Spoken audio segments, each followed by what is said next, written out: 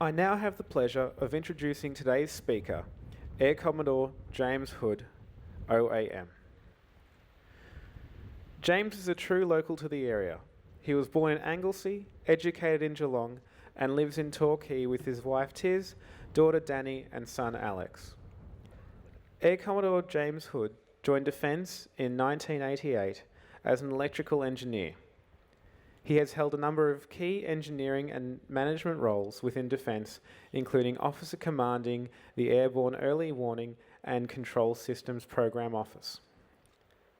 Air Commodore Hood has a Bachelor of Engineering from the University of Melbourne and a Master's degree in the field of Logistics, Corporate Strategy, Commercial Law and Business Administration.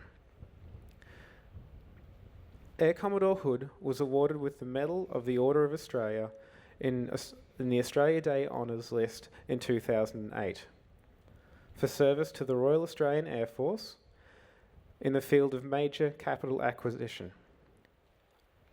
On graduation as a Fellow of the Centre of Defence and Strategy Studies in 2014, he was promoted to Air Commodore and appointed Director General for Tactical Airworthiness.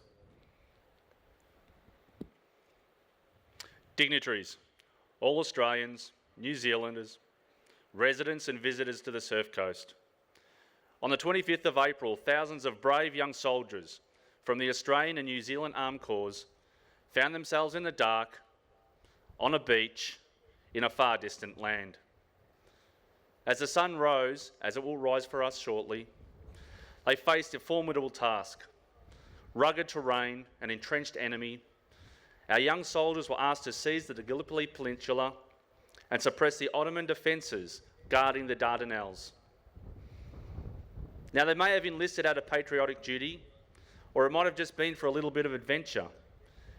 Nevertheless, when the Allied forces withdrew from the Gallipoli Peninsula under the cover of darkness on the 9th of January 1916, approximately 8,700 Australians and 2,700 New Zealanders lay dead.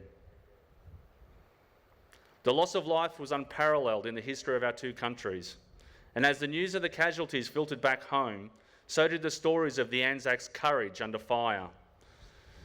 So did the stories of their commitment to the task, of their loyalty and their mateship. The news had a profound effect on the communities at home.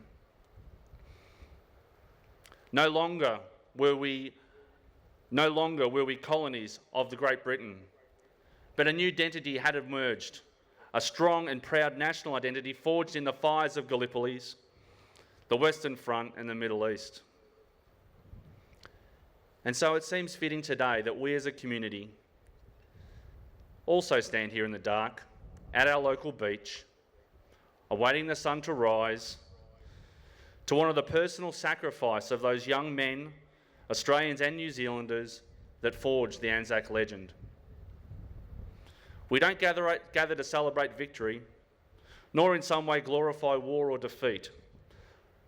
Rather, we gather here today to remember the heroism, the tenacity and the resilience of these young men, some of which came from and their families reside in our local community. Today we rightfully remember people like Albert Jacka, who was born in Winchelsea and awarded the Victoria Cross for his conspicuous bravery on the night of the 19th of May 1915. His strong personality today is a matter of legend. His courage and healthy disrespect for authority, the hallmarks of the New Zealand and Australian soldiers of today.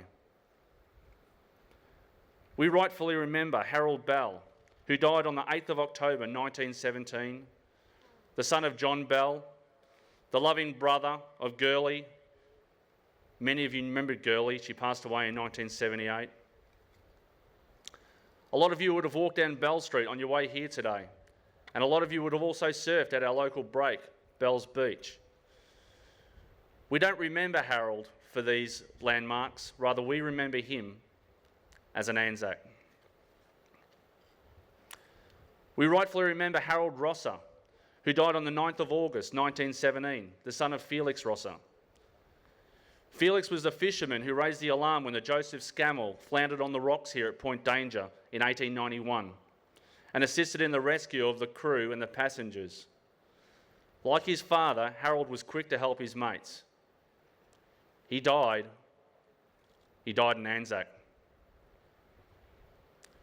We rightfully remember the 5 Turner brothers, only 3 of which returned. I saw Lindsay's 3 great-grandkids in the audience just before. It was fantastic to see them down here. Lindsay was a true Aussie bloke. He was good in a scrap. He fought at Gallipoli, Egypt, the Somme, Bullecourt, Flanders Field, just to name a few. Apparently he was something of a larrikin as well. He was awarded 3 days jail for firing his service revolver from a moving train. Lindsay too was an Anzac. Now these are just 4 stories from our local community. There's so many more. It's our job to make sure that we remember these were real people, and above all else, that these were our people that gave their lives. The Anzac Centenary is significant beyond measure, and we remember all those Anzacs that served during World War I. But we also commemorate more than a century of service by Australian and New Zealand servicemen and servicewomen. To those that have followed in the footsteps of the Anzacs and added to the legend, we honour you. Whether that service be in conflict, peacekeeping, or humanitarian support, we recognise you and we thank you. Finally, to all those Australians and New Zealanders currently deployed in dangerous circumstances overseas, may you serve well.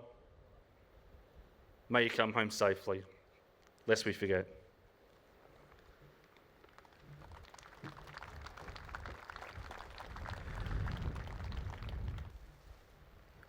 We now have much pleasure in unveiling of the World War I bronze plaque.